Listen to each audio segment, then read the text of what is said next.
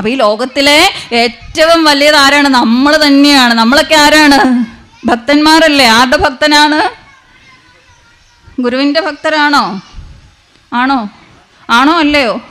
ഗുരുവിൻ്റെ ഭക്തരാണല്ലേ. അപ്പൊ ഗുരുവിൻ്റെ ഭക്തർ എന്ന് ഗുരുവിനോട് പ്രാർത്ഥിക്കേണ്ടത് എന്താണ്?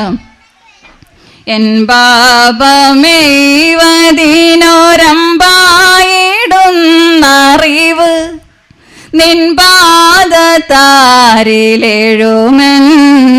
നൻപാണു മൗർവിയൊരിരമ്പാം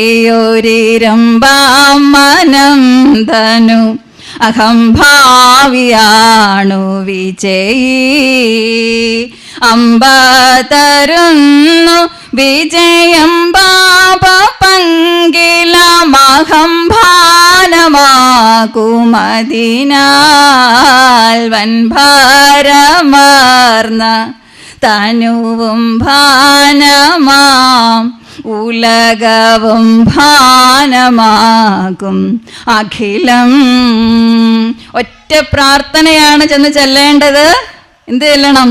എൻ പാപമെയ്വതിന് ഒരമ്പായിടുന്ന അറിവ്. എൻ്റെ പാപത്തെ, പാപം എന്ന് പറഞ്ഞാൽ ചെയ്യാൻ പാടില്ലാത്തത് എന്നുള്ള അർത്ഥത്തിൽ എടുക്കരുത്. പാപം എന്ന് പറഞ്ഞാൽ അറിവില്ലായ്മ, അജ്ഞത. ഇത് മാറ്റിത്തരാൻ ആരെ കൊണ്ടേ പറ്റുള്ളൂ? അതുകൊണ്ടാണ് നമ്മളിവിടെ പറഞ്ഞ ജ്ഞാനസ്വരൂപനായ പരമ്പൊരുളെന്ന്. നമ്മുടെ ഉള്ളിലുള്ള അജ്ഞതയെ, അറിവില്ലായ്മയെ, അന്ധകാരത്തെ മാറ്റിത്തരാൻ ഒരു ഗുരുവിന് മാത്രമേ സാധിക്കൂ. അപ്പൊ നമ്മൾ പറയത്തില്ല അജ്ഞാന തിമിരാന്തസ്യ ജ്ഞാനാഞ്ജന ശലാകയ ചക്ഷുരുന്മീലിതം യേന തസ്മൈ ശ്രീ ഗുരവേ നമഃ. എൻ്റെ അജ്ഞാനമാകുന്ന, എൻ്റെ കണ്ണിന് വലിയൊരു തിമിരം ബാധിച്ചിട്ടുണ്ട് കേട്ടോ. അപ്പൊ തിമിരം ബാധിച്ചാൽ നമ്മൾ എന്ത് ചെയ്യും? പോയി ഓപ്പറേഷൻ ചെയ്യും അല്ലേ. അപ്പൊ ആ തിമിരത്തെ, ഇവിടെ അജ്ഞതയാകുന്ന തിമിരത്തെ മാറ്റാൻ ഒരു അഞ്ജനശലാക, കണ്ണെഴുതുന്ന കോല്, അഞ്ജനം കൊണ്ട് കണ്ണെഴുതുമല്ലോ, നമ്മളതിനൊരു കോല് ഗുരു തന്നിരിക്കുകയാണ്.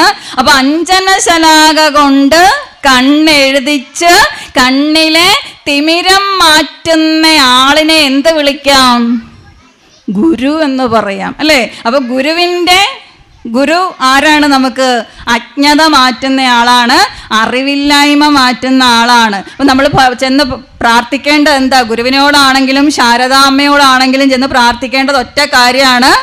എൻ്റെ പാപത്തെ, എൻ്റെ അറിവില്ലായ്മയെ, എൻ്റെ അജ്ഞതയെ എനിക്ക് എയ്ത് നശിപ്പിക്കണം കേട്ടോ. അതിനൊരു അമ്പ് എൻ്റെ കയ്യിലോട്ട് തന്നു ഗുരു. ആ അമ്പിൻ്റെ പേരാണ് അറിവ്.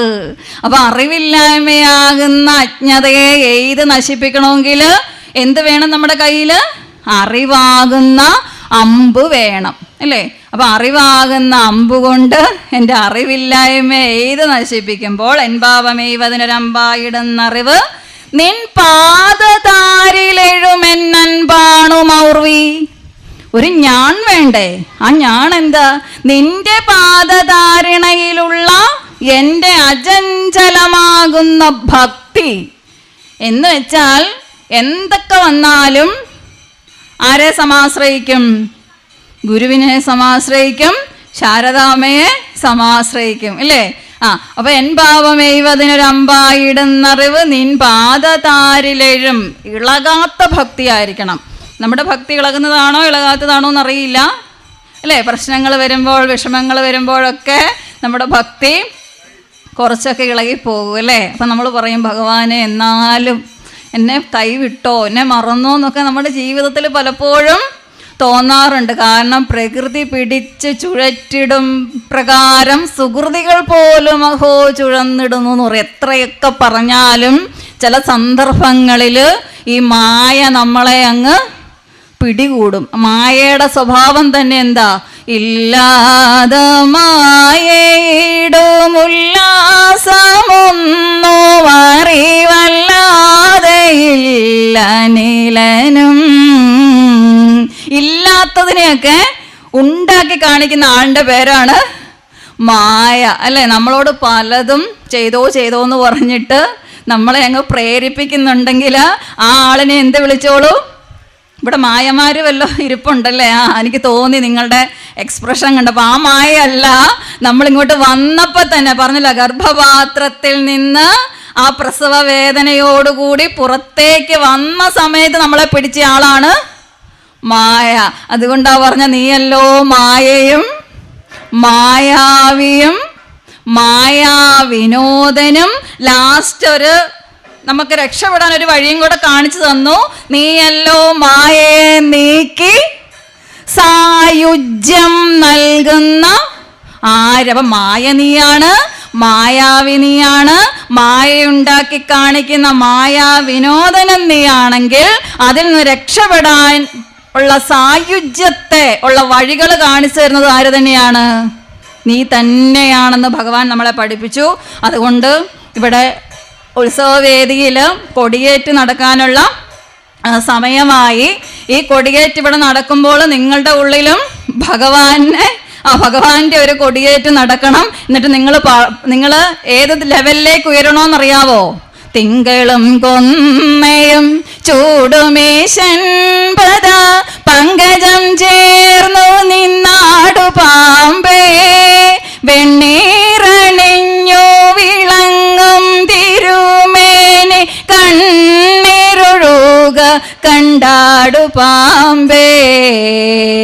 വെണ്ണീറൊഴുകി വെണ്ണീറണിഞ്ഞ് വിളങ്ങുന്ന ഭഗവാന്റെ തിരുമേനിയെ കണ്ണീരൊഴുക കണ്ട് മനസ്സാകുന്ന പാമ്പേ നീ അതിലേക്ക്. കാരണം ആൾക്കാർക്കെല്ലാം കൂത്ത് കാണാൻ ഇഷ്ടം അല്ലേ? അതുകൊണ്ടല്ല ഇപ്പൊ നമ്മുടെ പരിപാടികളിൽ പ്രധാനമായിട്ട് എന്താണ് എന്ന് വെച്ചാൽ നമുക്ക് 2 തരത്തിലും ജീവിക്കണം. ആത്മീയതയും വേണം, ഭൗതികതയും വേണം. അതുകൊണ്ട് പറയും ശ്രേയസ്സു നൽകണേ നാരായണ പ്രേയസ്സു മേഘണേ നാരായണ. അപ്പൊ ഈ ഉത്സവത്തോടനുബന്ധിച്ച് നിങ്ങൾക്ക് 2 കാര്യങ്ങൾ നേടണം. എന്തൊക്കെയാണ്?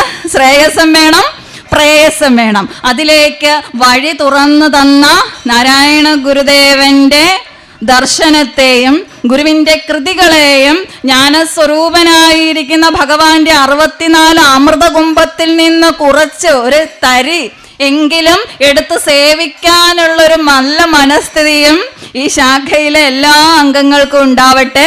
നിങ്ങളുടെ സന്തതി പരമ്പരയ്ക്ക് എല്ലാ തരത്തിലുള്ള ശ്രേയസ്സും പ്രേയസ്സും ഭഗവാൻ നൽകട്ടെ എന്ന് മാത്രം പ്രാർത്ഥിച്ചുകൊണ്ട് ഇത്രയും നേരം ശ്രദ്ധയോടെ ഇത് കേട്ടിരുന്ന എല്ലാ സുഹൃത്തുക്കളുടെയും പാദത്തിൽ നമസ്കരിച്ചുകൊണ്ട് നിങ്ങൾക്ക് എല്ലാ തരത്തിലുള്ള ഗുരുവിൻ്റെ അനുഗ്രഹം ഉണ്ടാവട്ടെ എന്ന് മാത്രം പ്രാർത്ഥിച്ചുകൊണ്ട് എൻ്റെ പറഞ്ഞ വാക്കുകളെ അത്രയും ഗുരുവിൻ്റെ പാതാരവിന്ദങ്ങളിലേക്ക് തിരിച്ചേൽപ്പിക്കുന്നു.